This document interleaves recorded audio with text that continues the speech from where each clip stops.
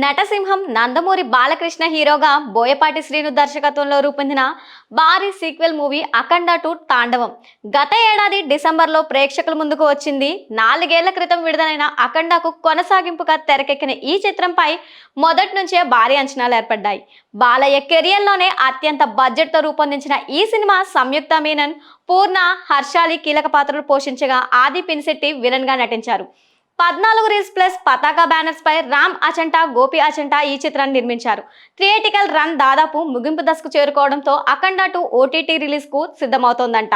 ఈ cinema digital హక్కులను ప్రముఖ స్ట్రీమింగ్ ప్లాట్ఫామ్ నెట్ఫ్లిక్స్ సొంతం చేసుకున్న సంగతి తెలిసిందే. లేటెస్ట్ బజ్ ప్రకారం జనవరి 9వ తేదీ నుంచి ఈ మూవీని నెట్ఫ్లిక్స్ లో స్ట్రీమింగ్ చేయనున్నారని సమాచారం.